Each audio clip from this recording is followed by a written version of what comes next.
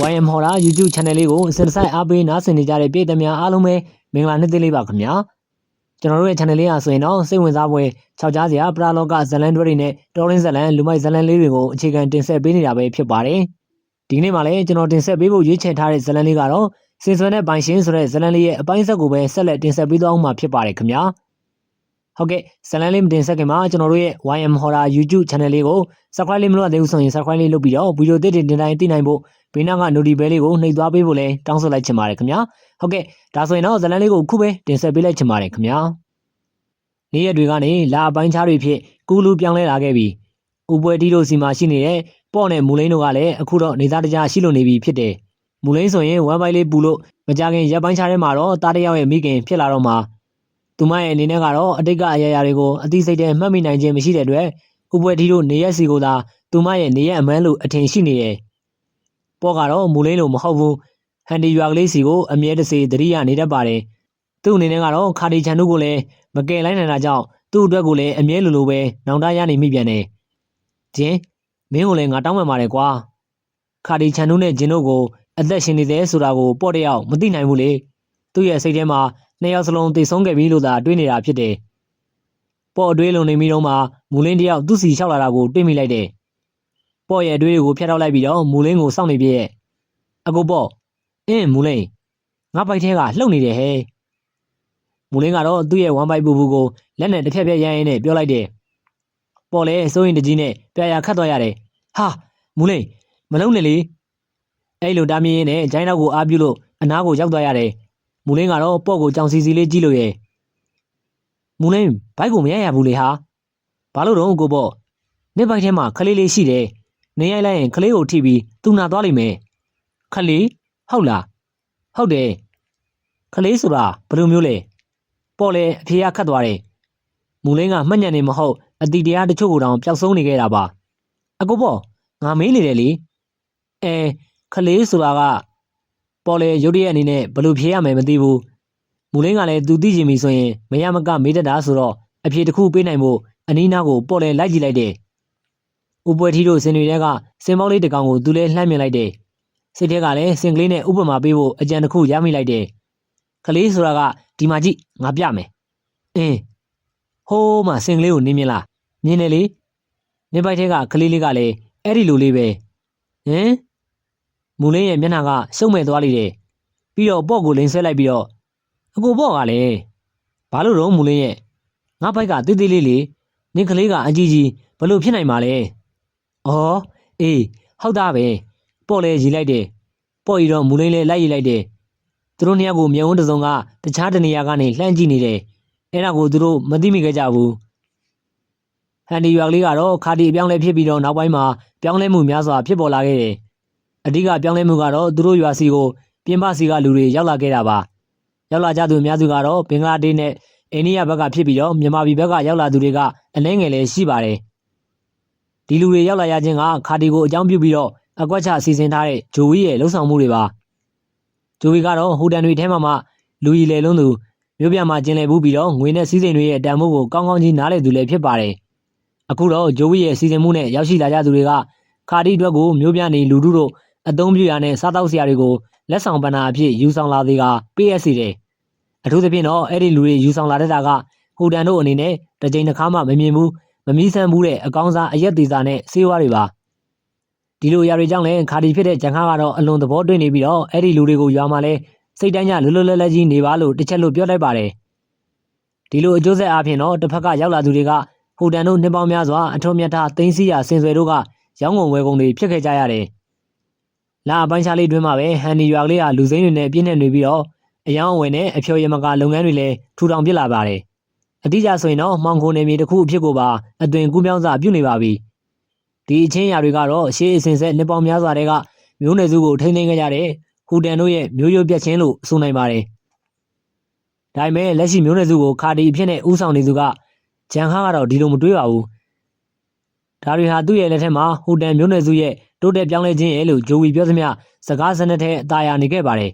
အခုလဲဂျိုဝီတယောက်အဆောင်ရောင်အချွေရံနေနဲ့ခါတီစီကိုရောက်လာပါတယ်ခါတီဂျန်ကတော့အရက်ခွက်ကိုမော့ကာသားရင်းနဲ့ဇင်ရစ်နေခြင်းဖြစ်ပါတယ်ခါတီဂျိုဝီလာထိုင် ဂျိုဝီကတော့ခါဒီရှိကခုံစီမှာဝင်ထိုင်လိုက်တယ်ဂျန်ခါကအရက်တစ်ခွက်ငှဲလိုက်ပြီးတော့ဂျိုဝီစီကိုလှမ်းပေးလိုက်တယ်ဂျိုဝီကယူပြီးတော့တကြိုက်မောလိုက်ချိန်ဂျန်ခါကမြို့ကိုသွားတာဘလို့အခြေအနေရှိခဲ့တယ်လဲအခြေအနေထူးတယ်ခါဒီဂျိုဝီရဲ့စကားကြောင့်ဂျန်ခါကပျော်မြူးသွားတယ်ရီမောင်းနဲ့အယုတ်ခတ်ကိုမြှောက်လိုက်ပြီးတော့ငါတို့ပြောချင်းပြီးပျော်ရမယ်စကားဖြစ်ပါစေဂျိုဝီစိတ်ချခါဒီငါတို့ဒေလီဘက်ကအကုံတွေနဲ့အဆက်အသွယ်ရခဲ့တယ်သူတို့ကငါတို့စီကစင်တွေနဲ့စင်ဆွဲတွေကိုဈေးကောင်းပေးပြီးဝယ်ယူလိုတယ်တဲ့ဟာဒါကပျော်ဖို့ကောင်းတဲ့စကားပဲဟုတ်တယ်ခါဒီနောက်လာတဲ့ကိုသူတို့ဒီကိုလာကြလိမ့်မယ်ဂျန်ခါကခေါင်းကိုညှိလိုက်တယ်ကောင်းတယ်အဲ့ဒီအတွက်အားလုံးအသင့်သာပြင်ဆင်ထားလိုက်သူတို့လာမဲ့ရက်ထဲကိုရောက်ရင်ကောင်းကောင်းဧည့်ခံနိုင်ဖို့ငါတို့အမဲလိုက်ရမယ်ဟုတ်ကဲ့ခါဒီနောက်ထပ်သတင်းထူးတစ်ခုလည်းရှိသေးတယ်သူတို့ကစင်ဆွေနှန်းကိစ္စကိုသိရှိနေကြတယ်ဘာဂျန်ခါလည်းမျက်ခုံးနှစ်ဖက်ပိတ်နေသွားရတယ်ပြီးတော့ဂျိုဝီကိုမေးခွန်းထုတ်လိုက်တယ်ဘလို့ဖြစ်တာလဲသူတို့ကစင်ဆွေနှန်းကိစ္စကိုဘလို့သိတာလဲငါမပြောတတ်ဘူးခါဒီဂျန်ခါနဘေးမှာချထားတဲ့ဓမြောင်ကိုဆွဲယူပြီးတော့ဟုံးခနဲထလို့ဂျိုဝီရဲ့လဲကိုထောက်လိုက်တယ်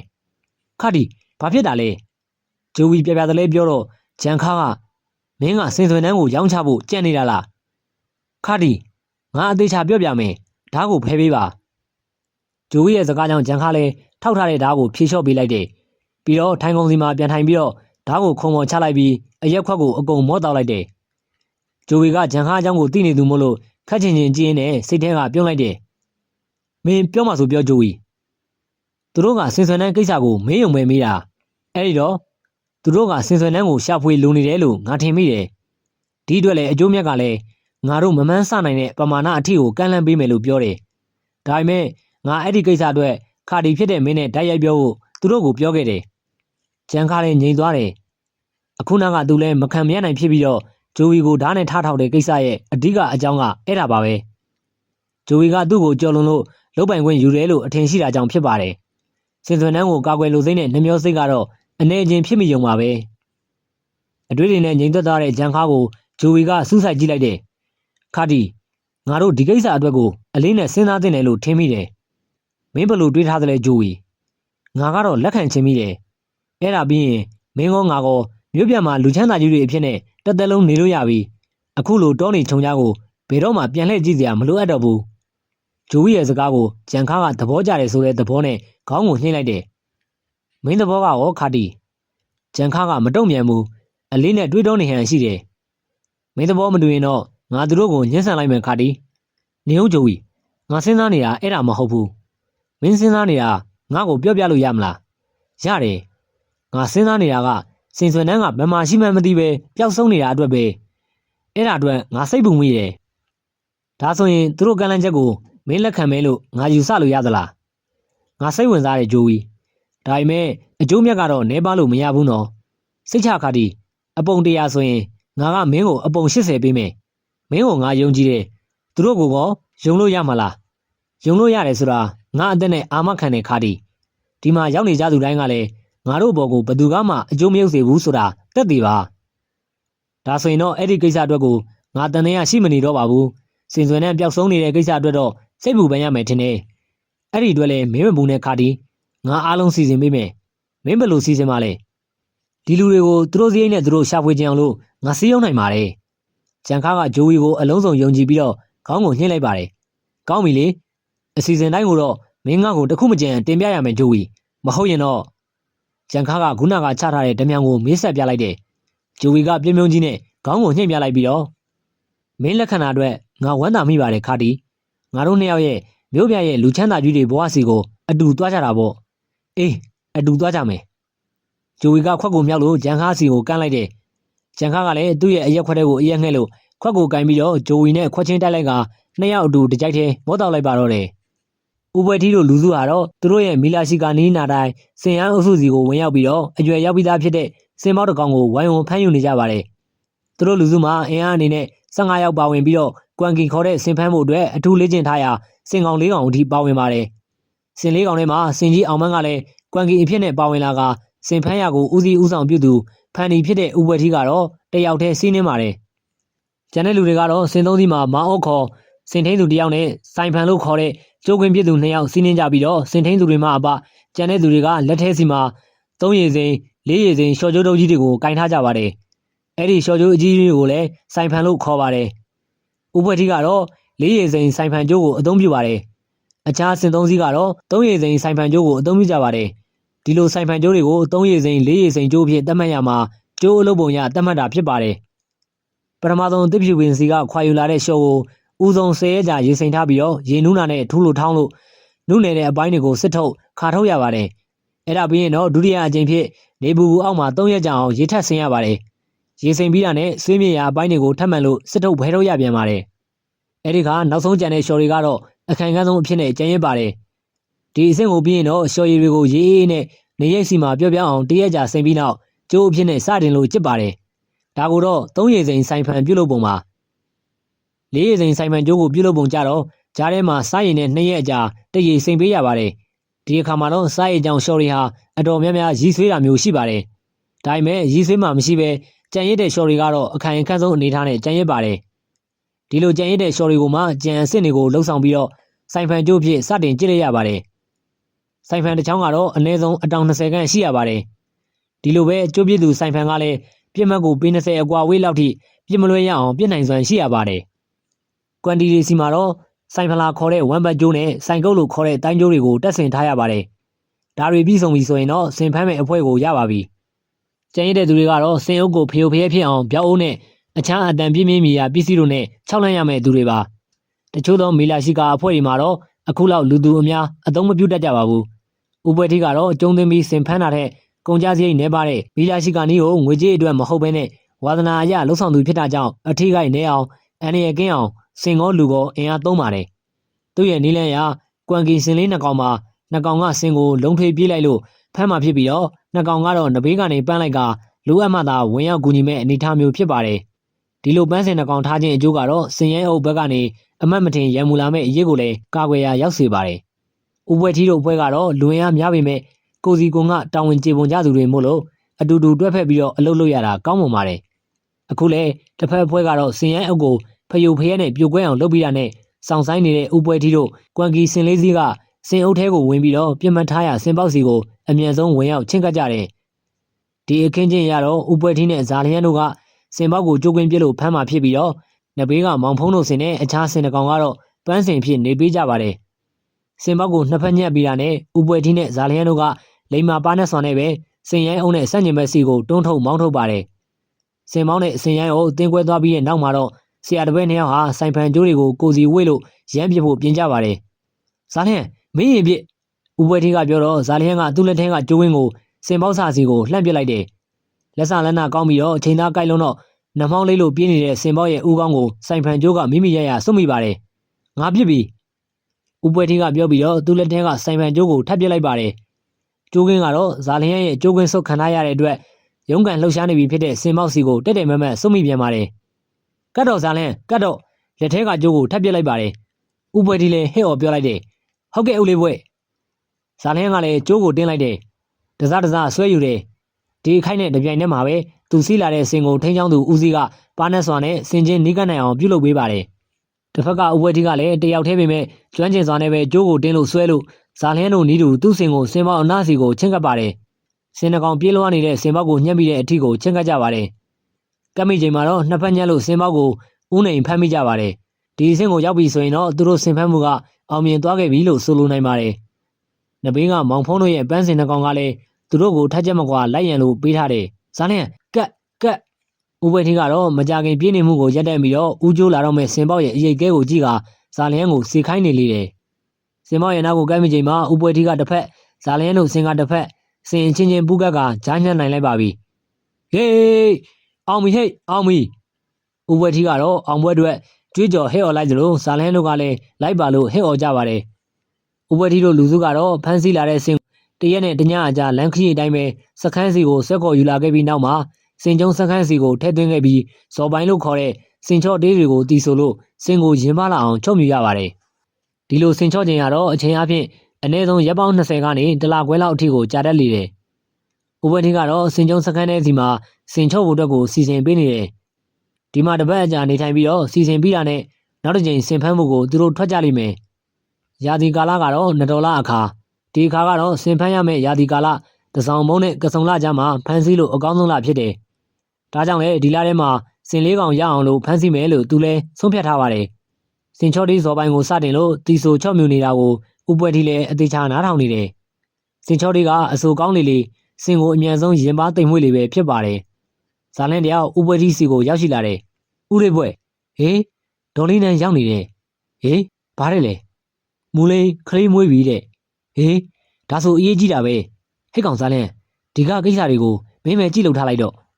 ့ဥပွဲတီတယောက်ကောက်ခနေထလို့ဇာလန်ကိုကတော့ကမျောမှာကြပြီးတော့စင်ကြီးအောင်မန်းဘော်ကိုတက်လို့စင်ကျုံစကန်ထိတ်စီကိုပြေးခဲ့တယ်စင်ကျုံစကန်မှာသူတို့နေတဲ့နေရာကအတော်လေးကိုလှမ်းတဲ့နေရာမှာရှိတယ်စင်ကျုံစကန်ကိုတောင်ကြားကျိုင်းထဲမှာတည်ထားတာဖြစ်ပြီးတော့သူတို့နေထိုင်ရာကတော့တောင်ကုန်းအတက်စီမှာပါစင်ကျုံစကန်တိတ်မှာတော့ဒေါ်နန်းကိုရက်ဆောင်နေတာကိုတွေ့ရတယ်အမလာဒေါ်နန်းကိုစင်ပေါ်ကော်တင်လိုက်ပြီးတော့နေထိုင်ရာတဲတိုက်စီကိုအမြန်ဆုံးထွက်ခဲ့ကြတယ်ဘာလေးလဲအမယောက်ျားလေးဟဲ့ကျမကြီးတွေကကောင်းကြလားကောင်းတယ်ခလေးကအမေကလန်းဆန်းလို့ဝမ်းသာလိုက်တာဗျာဥပွဲထီးကပြောတော့ဒေါ်နန်းအောင်ကသူနဲ့ရတဲ့ခလေးကြနေတာပဲဆိုတဲ့သဘောနဲ့အနောက်ကနေအသာမဲပြတယ်တဲတိုက်စီကိုရောက်လေတော့စင်ကြီးအောင်မန်းစီကနေခုံချပြီးတော့မူလိန်မီးဖွားတဲ့တဲစီကိုပြေးဝင်တယ်ဒေါ်နန်းအောင်ကမစင်းတတ်တော့ကူပါခဲ့ပါအော်တော့မှပဲအနောက်ကိုပြန်လှည့်ပြီးတော့စင်စင်းမို့ကိုလှုပ်ပေးရတယ်မောင်ဘွဲ့ရဲ့နင့်မှလည်းမသိရင်နင့်ခလေးကြနေတာပဲမထိန်နိုင်မအောင်နိုင်နဲ့ဒေါ်နန်းအောင်ကပြောတော့ဥပွဲထီးကအပြည့်ဝပြုံးပြီးတော့ခလေးဆိုတာကသွေးသားဆက်မှချစ်လို့ခင်လို့ရတာမဟုတ်ပါဘူးဗျာကျုပ်ကအိမ်တော်မရှိခဲ့တော့အခုလိုကလေးမျိုးကိုရဘူးမယ်မထင်ခဲ့ဘူးဗျ။အိုးဘယ်လိုဖြစ်ဖြစ်ဗျာဒီကလေးကိုကျုပ်ရဲ့သားလိုပဲတတ်မှတ်မယ်။ဥပွဲထီးကပြောပြီးတာနဲ့တဲ့အင်္ဂလိပ်တွေကိုပြေးဝင်ခဲ့ပါတော့တယ်။တဲ့အင်္ဂလိပ်ထဲမှာတော့ပေါ့နဲ့ကလေးလာမွေးပေးတဲ့တခုတ်ရွာကလက်သေးကြီးတို့ထိုင်နေကြတာကိုတွေ့ရတယ်။ရောက်တယ်ကအမြဲလိုတိမ်ငယ်တဲ့အသွင်ရှိနေတဲ့ပေါ့ရဲ့မျက်နှာကဒီနေ့မှာတော့ထူးထူးခြားခြားကိုဝင်းပါလို့ရှိနေတယ်။ပေါ့ကလေးရောအတွင်းကမှာမူလေးနဲ့ရှိနေတယ်။ဟာသားမီနှစ်ယောက်တည်းလွတ်ထားလို့ဖြစ်ပါမလားမူလင်းရဲ့စိတ်ကြမ်းမာရေးအခြေအနေကဥပွဲထီးကပြောတော့လက်သက်ကြီးကပြုံးလိုက်ပြီးတော့သူတို့သားမီနှစ်ယောက်တည်းမဟုတ်ပါဘူးနင်တို့တဲတိုက်ကမိမတွေလည်းရှိနေတယ်ဒါဆိုရင်တော့တော်သေးတာပေါ့ဗျာဥပွဲထီးလည်းဝမ်းသာမှုကြောင့်ထိမ့်မနိုင်တဲ့တမောတစ်ချက်ကိုမှုတ်ထုတ်လိုက်တယ်မိုးရတဲ့မျက်နှာမျိုးနဲ့ပေါ့အနာမှာဝင်ထိုင်လိုက်ပြီးတော့ပေါ့ရဲ့လက်ကိုလည်းစုပ်ကင်လို့ဖြင်းညှစ်လိုက်တယ်ပေါ့ငါသိဝမ်းသာနေတယ်ကွာငါလည်းအတူတူပဲဦးလေးဘွဲ့နှစ်ယောက်စလုံးရဲ့မျက်နှာတွေကအချိုပေါ်တကားလောင်းသလိုပဲပြုံးလို့ရွှင်လို့နေတယ်ပေါ့ငါတို့ကလေးအတွက်နာမည်ရွေးအောင်ကွာမင်းဘယ်လိုမြန်ရွေးထားလို့လဲပေါ့ကပြန်မေးတယ်ငါမှရွေးထားတာတွေတော့ရှိတယ်ဒါပေမဲ့ငါအနေနဲ့ကနာမည်ပေးဖို့မင်းတို့တလေးကိုမသိတော့မဖြစ်နိုင်ဘူးထင်တယ်ပေါ့ကခေါင်းကိုနှိမ့်တယ်မင်းမယ်ပေးကြည့်စမ်းကွာငါကဘယ်လိုမြန်ပေးရပါမလဲသူ့အမေကိုနာမည်ပေးခိုင်းမှဖြစ်မှာပေါ့မူလေးရဲ့အခြေအနေကိုမင်းလည်းသိရတာနဲ့ပေါ့ရငါသူ့ကိုဘယ်လိုနာမည်ပေးရမလဲမင်းတို့မျိုးနွယ်စုတွေကနာမည်ကောင်းကောင်းနဲ့လှလှလေးကိုစဉ်းစားစမ်းပါကွာယောက်ျားပြီးသားတဲ့နာမည်လေးဖြစ်အောင်ပေါ့ဥပွဲထီးကတိုက်တွန်းလိုက်တယ်ပေါ့ကလည်းကလေးကိုနာမည်ပေးဖို့ရာအတွက်ကိုစဉ်းစားလိုက်တယ်သူ့အနေနဲ့ကလူလွတ်တယောက်ဆိုတော့ကလေးနာမည်ပေးဖို့ရာကိုဘလို့မှမတွေးတတ်ဘူးဒါပေမဲ့လောလောဆယ်တော့ဟူတန်တယောက်အနေနဲ့ခါတိရဲ့သားဖြစ်သူကိုနာမည်ပေးဖို့ရာကသူတယောက်သာရှိတယ်မဟုတ်လားပြီးတော့ဒီကလေးကနမိတ်ပုံနဲ့မွေးဖွားလာတဲ့သူတို့ဟူတန်တွေရဲ့ဒန္နာအီလာစစ်သူကြီးဇယန်းလိုပုံရိပ်တစ်ခုကိုဖန်တီးပေးမဲ့သူဆိုတော့စစ်သူကြီးဇယန်းပေါ့ရဲ့အတွေ့အထဲမှာလက်ခဏတစ်ချက်ဖြစ်သွားတယ်ကလေးကစစ်သူကြီးဇယန်းလိုဖြစ်လာမဲ့သူဆိုတော့တခြားနာမည်ပေးရတဲ့အဲ့ဒီနာမည်ကိုပဲထပ်တူနီးပါးကြအောင်ပေးတာကပုံမတင့်လျော်တယ်ရပြီနာမည်ရပြီဘယ်လိုလဲပြောပြစမ်းမအောင်ဇယန်းဟာမဟုတ်ဘူ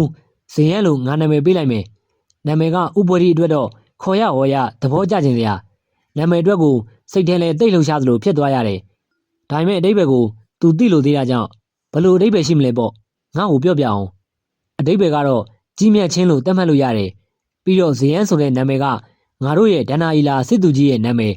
ဒီကလေးကလည်းအဲ့ဒီလိုဖြစ်လာမယ်လို့နမိတ်ပုံရထားတာဆိုတော့စစ်သူကြီးဇယန်းရဲ့နာမည်ကိုဆင့်ပွားပြီးဇယန်းလို့ငါနာမည်ပေးလိုက်တာဥပွဲထီးရဲ့မျက်နှာကခြေနဲ့ဝမ်းသာမှုတွေအပြည့်ဖြစ်သွားရပါတယ်ဇယန်းကောင်းတယ်ငါသားအတွက်အဲ့ဒီနာမည်လေးကိုငါသဘောကျတယ်ဟာဘွဲ့ထီးကလေးကမင်းနဲ့ဘာမှမပတ်သက်ဘူးလေပေါ့ကမျက်မှောင်ကျုပ်ပြီးတော့ဥပွဲထီးကိုပြောလိုက်တယ်ဟာမဟုတ်ဘူးလေကွာဒီကလေးကိုငါကဒီအတိုင်းငါသားလို့တတ်မှတ်လိုက်တာမင်းကလည်းတတ်မှတ်လို့ရတယ်လေအိုးကြပါတယ်ကွာငါကောမင်းကောဇယန်းရဲ့အဖေဖြစ်တတ်မှတ်လိုက်တော့မယ်ဟာအဲ့ဒီလိုမဖြစ်ဘူးလေသူကငါတို့ခါတီးရဲ့သားဟာကွာဖြစ်တာမဖြစ်တာတွေးမနေနဲ့ပေါ့ရေငါတော့အဲ့ဒီလိုတတ်မှတ်လိုက်ပြီဒီတော့မင်းဘာမှပြင်ဆင်ဖို့ကိုတွေးတော့မနေနဲ့တော့ ကဲဒီကနေ့ကငါသားကိုမွေးတဲ့နေ့ဆိုတော့ငါအတွက်တော့မင်္ဂလာရှိတဲ့နေ့ပဲအားလုံးကိုငါစပွဲတော့ပွဲကျင်းပပေးရအောင်မယ်ဥပတိကလည်းဝမ်းသာအားရကိုပဲပြောဆိုပြီးတော့ဟဲ့အော်လို့ရီမောလိုက်ပါတယ်ဒီအခါမှာခလေးလက်မကိုစိုးရင်တဲ့ပေါ့ကဥပတိရဲ့ပါဇက်ကိုအလင်းမြန်လှမ်းမိတ်လိုက်တာကြောင့်ထွက်ပေါ်လာတဲ့အတန်တို့ကရီရွှင်ခြင်းစရာဘာလို့တာလဲမင်းရင်တန်ကြီးကအကျေကြီးအခန်းထဲကသားမိတွေလန့်ကုန်မှာပေါ့အော်အေးဟုတ်သားပဲငါဝမ်းသာမိသွားတာဟီဟီတသက်လုံးစင်ဖန်းတဲ့အဖွဲကိုဦးစီးပြီးတော့အကြီးကဲတယောက်လိုခန့်ခန့်ထဲထဲနေလာခဲ့တဲ့ဥပတိတယောက်အခုတော့လေခလေးငယ်တယောက်လိုပဲပျော်လို့မြူးလို့ဆက်ဖြည်းဖြည်းနဲ့ပြောလိုက်ပါတော့တယ်ကျန်ခါတယောက်ကတော့အချိန်ပြည့်သေးရီကိုသာတောက်သုံးရင်းနဲ့စီးစိမ်ရက်ကသာရှိနေပါတယ်ဒီအတွက်ကြောင့်လေရက်ရွာရဲ့အုပ်ချုပ်စီမံရေးအပိုင်းကိုသူ့အနေနဲ့ရောရဲလာပြီးတော့အုပ်ချုပ်စီမံရေးနဲ့ပတ်သက်လို့တစုံတရာဆုံးဖြတ်ချက်ရှိလာခဲ့ရင်တော့မှအသေးချာမချင့်ချိန်တော့ပဲနဲ့လက်တန်တို့ဆုံးဖြတ်တာအမှားယွင်းတွေကိုဖြစ်ပျက်စေနေပါတယ်အခုလဲကျန်ခါကတော့မနေ့မိုးလင်းတွေကတမြန်နေ့ကရောက်ရှိလာကြတဲ့ကုန်သည်တွေပေးထားတဲ့စကော့တလန်အရက်ပြင်းကိုတောက်သုံးရင်းနဲ့ဇင်ရက်ကရှိနေပါတယ်ခါဒီအိမ်ရှိစီကအလောတကြီးခေါ်တန်ထွက်ပေါ်လာတယ်ဘာတူလဲဟော့ပါခါဒီအေးလာခဲ့ကွာကျန်ခါရဲ့ခွင့်ပြုချက်အဆုံးမှာတော့အရှိစီကိုသူ့ရဲ့တပည့်တွေကဟော့ဆိုတဲ့လူပိန်လေးတယောက်တုတ်ပြပြနဲ့ရောက်လာပါတယ်ကျန်ခါကထိုင်နေရာကနေထရလိုက်တယ်ဘာကိစ္စလဲဟော့အရေးကြီးပြီခါဒ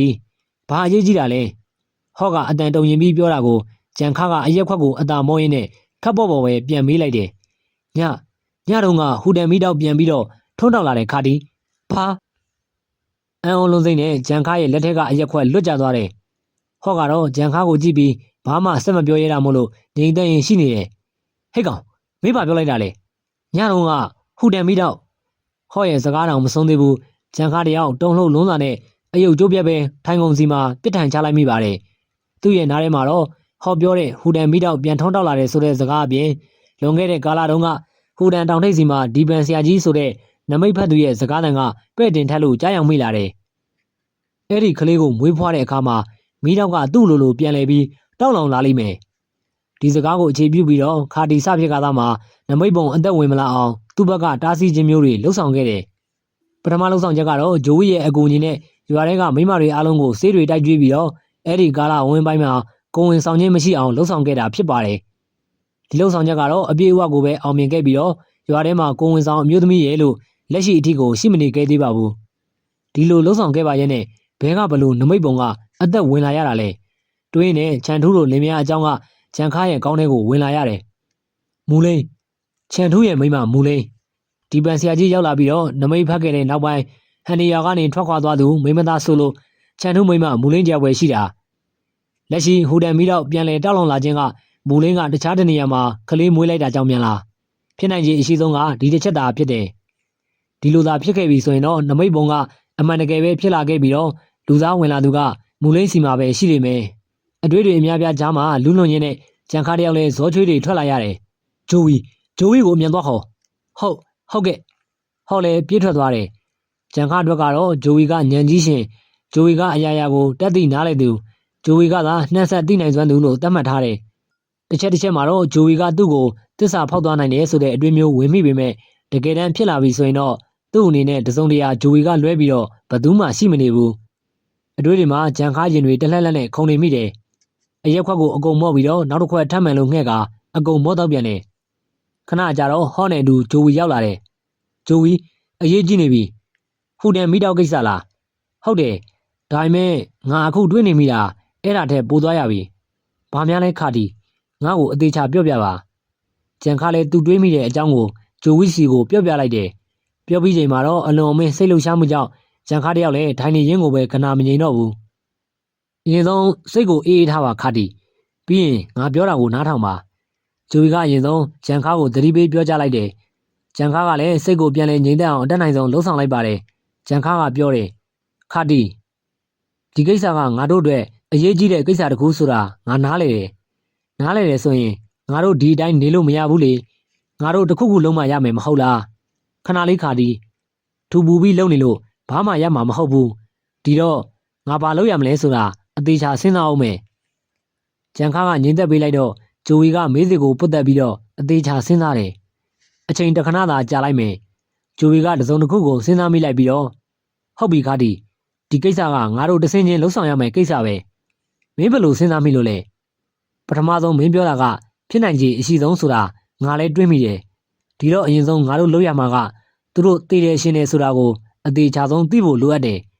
အဲ့ဒီတော့ကဝင်ကဘာတော်လုံးမှာစင်တဲ့အတူသူတို့မင်းကိုတောင်ကြားထဲမှာပြုတ်ကျသွားခဲ့တာကိုမြင်ခဲ့တာမဟုတ်လားမင်းမဲဘလို့ဖြစ်ဖြစ်စိတ်အေးရပြီလို့ပြောခဲ့တယ်လေဟုတ်တယ်ခါဒီ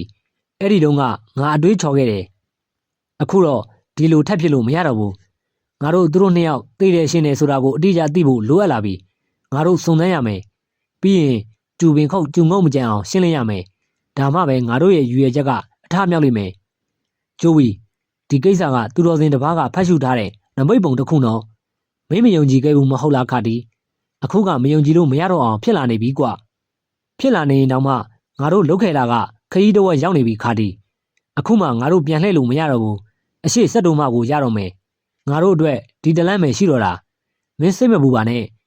ငါတို့မှာအဆက်အသွယ်ကောင်းတွေအများကြီးရှိပါတယ်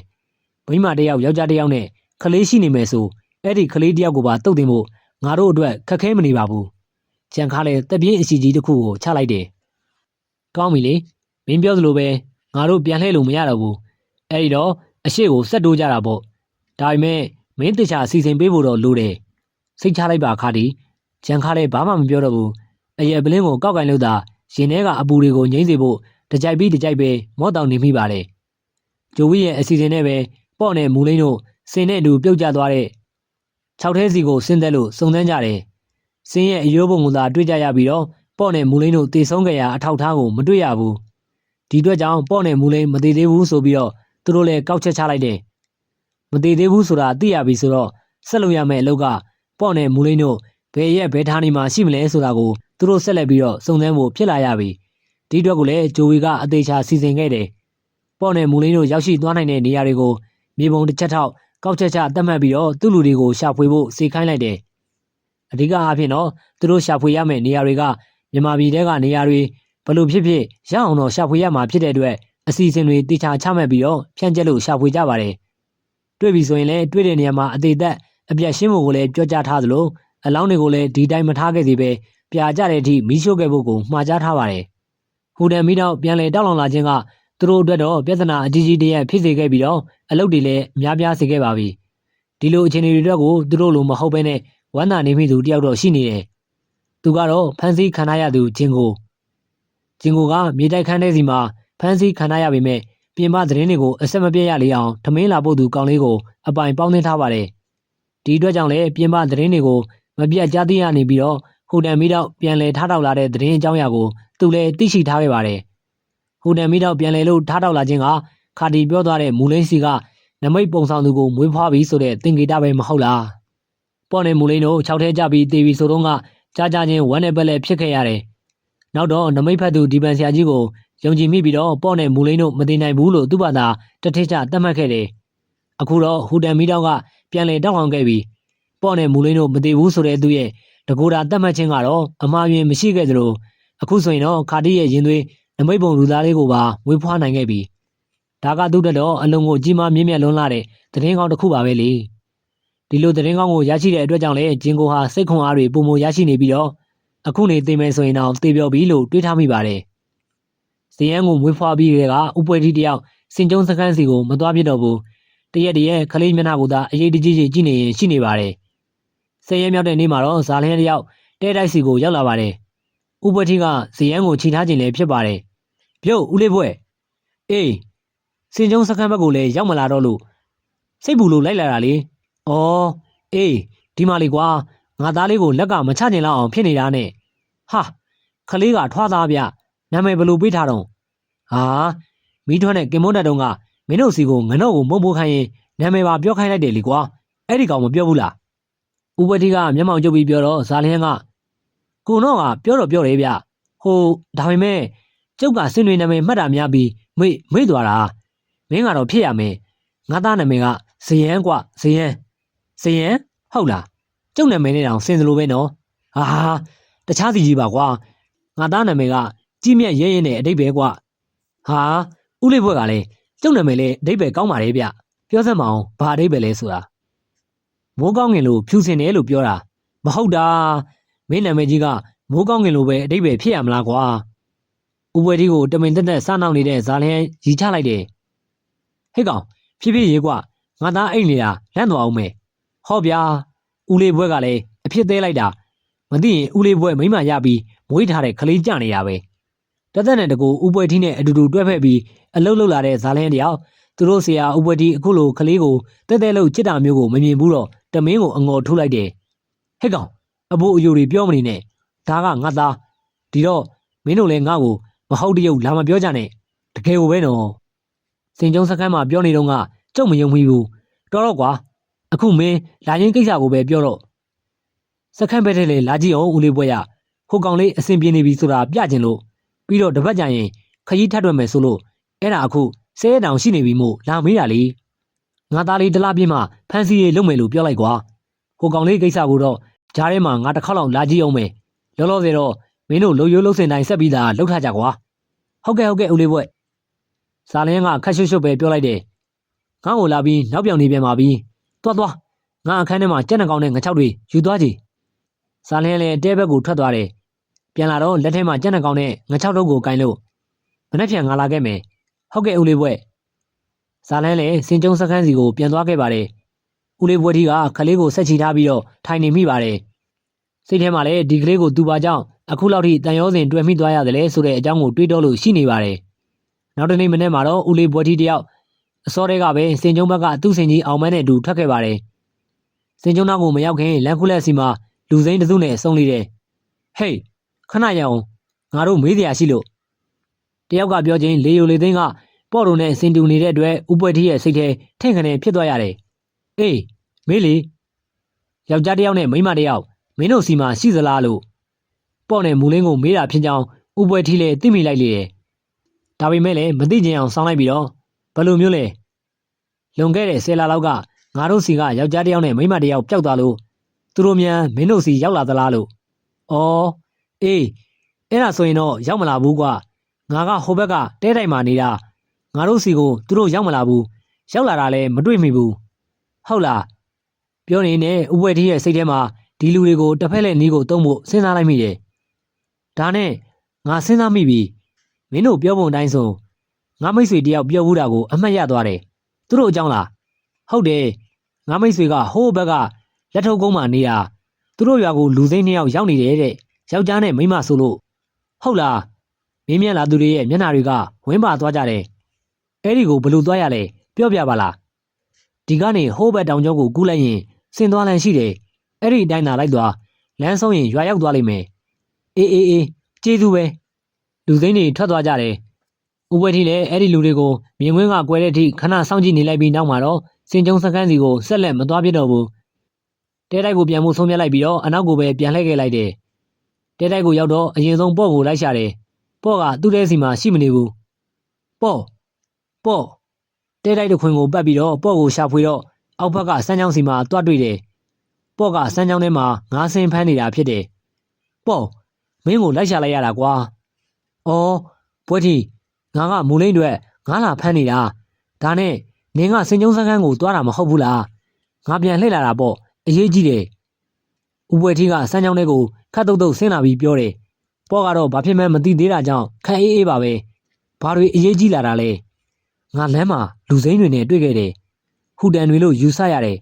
မင်းနဲ့မူလင်းကိုသူတို့မေးကြတယ်ဟာပေါ့လေလှုပ်ခက်ဖြစ်သွားရတယ်ပေါ့ဒီလူတွေကိုငါတစ်ဖက်ကိုတော့လှည့်ထုတ်လိုက်တယ်ဒါပေမဲ့စိတ်တော့မချရဘူးဒီကောင်တွေကဂျန်ခါရဲ့ကောင်တွေဖြစ်မယ်ငါတို့အသက်ရှင်နေသေးတာကိုသူတို့သိသွားတာဖြစ်မယ်တွေ့ရင်တော့တတ်မှာကအသေးကြပဲငါတို့ဘာလို့ရမလဲပွဲထီငါပြန်လာရင်လည်းလမ်းမှာတော့စဉ်းစားခဲ့တယ်ပေါ့